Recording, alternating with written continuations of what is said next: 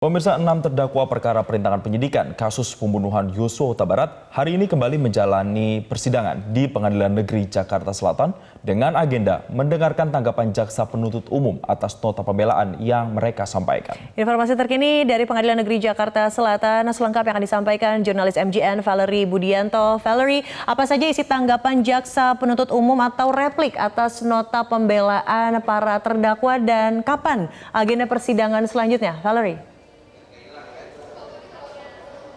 Ya, Widya dan juga Jason, berdasarkan hasil sidang replik yang sudah selesai digelar sejak pukul 11 siang tadi, jaksa penuntut umum menolak seluruh pledoi yang diajukan oleh keenam terdakwa kasus obstruction of justice. Jaksa menilai setiap pledoi yang diutarakan tersebut tidak memiliki dasar yang cukup, dan oleh karena itu jaksa meminta agar majelis hakim ini mengesampingkan semua pledoi yang diajukan. Dan tak hanya itu, jaksa juga meminta agar majelis hakim menjatuhkan putusan sesuai dengan ancaman hukuman yang telah tertera di surat tuntutan jaksa penuntut umum. Sebagaimana diketahui, untuk tuntutan yang diberikan ini bervariasi untuk setiap terdakwa. Untuk terdakwa Hendra Kurniawan dan juga Agus Nurpatria dituntut dengan 3 tahun penjara dan juga denda sebanyak 20 juta rupiah.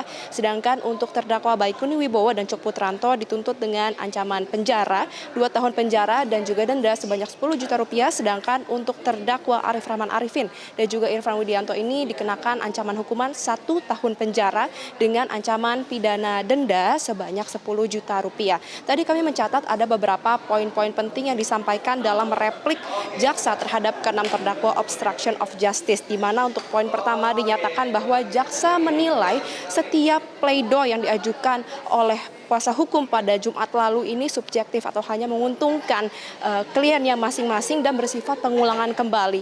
Kemudian juga jaksa menyatakan mengenai adanya dilema moral yang diutarakan oleh kuasa hukum dalam pledoi masing-masing terdakwa, di mana dilema moral ini menjadi alasan dapat dihapuskannya pidana ke-6 terdakwa karena ke-6 terdakwa ini dinyatakan hanya menjalankan perintah jabatan sebagaimana tertera dalam pasal 51 ayat 1 KUHP. Merespon hal tersebut, pihak jaksa menyatakan bahwa sebenarnya ke-6 terdakwa yang merupakan penerima perintah ini dapat menolak perintah dari atasannya, yaitu Ferdi Sambo yang merupakan mantan Kadif Propam Polri.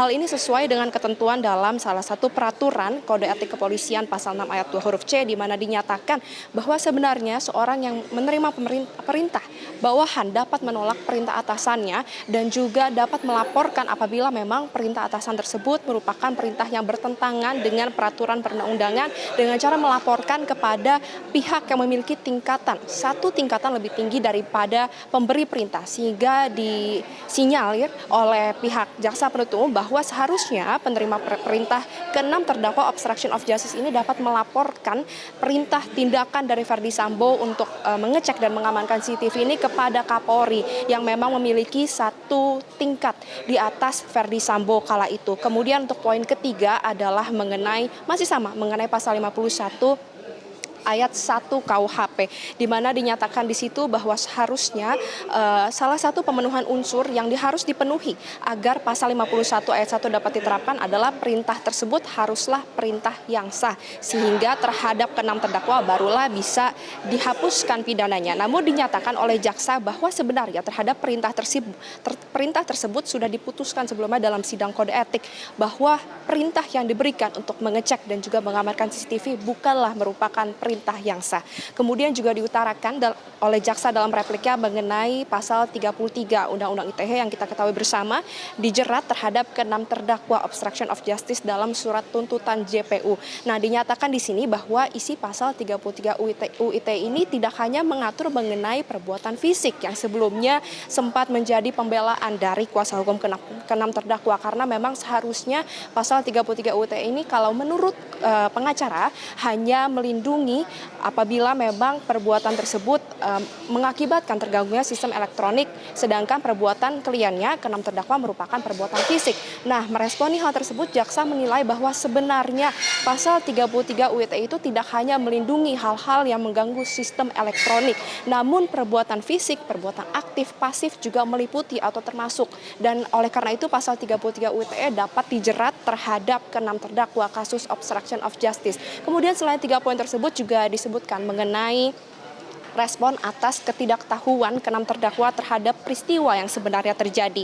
Pada pledoinya, keenam terdakwa kasus obstruction of justice ini sempat berdalih bahwa mana mungkin mereka mengetahui atau memiliki niat yang sama dengan pemberi perintah, yaitu Verdi Sambo, bahwa dirinya ini merupakan pihak yang merencanakan untuk mengamankan CCTV sebagai upaya untuk menutupi kematian dari Brigadir Yosua Huta Barat. Dinyatakan bahwa sebagai anggota kepolisian, keenam terdakwa ini seharusnya mengetahui, dapat membaca situasi manakala ada situasi yang janggal, karena memang sudah menjadi kewajiban keahlian dari seorang anggota kepolisian itu untuk mengetahui dan menilai apakah suatu perintah tersebut benar atau tidak, apakah perintah tersebut mengandung kejanggalan dan berpotensi untuk menimbulkan masalah ke depannya atau tidak. Kemudian selain poin tersebut juga dinyatakan mengenai tidak terpenuhinya unsur-unsur pasal yang didakwakan oleh jaksa penuntut umum, yaitu pasal 49, jungto pasal 33 Undang-Undang ITE, jungto pasal 55 ayat 1 ke 1 KUHP.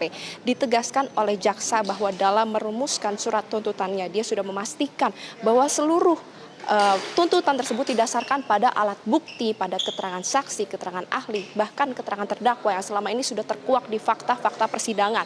Sehingga memang jaksa bersikeras tetap kepada surat tuntutannya dan bahwa mereka akan tetap menjerat keenam terdakwa dengan ancaman hukuman yang terdapat dalam surat tuntutan. Untuk agenda selanjutnya adalah duplik bagi kelima terdakwa obstruction of justice, ada yang pada hari Rabu 8 Februari dan juga pada hari Kamis 9 Februari 2023, sedangkan khusus untuk terdakwa Irfan Widianto tidak mengajukan duplik dan langsung akan menghadapi vonis hakim pada hari Jumat 24 Februari mendatang. Sementara demikian, Widya, Jason, kembali ke Anda di studio.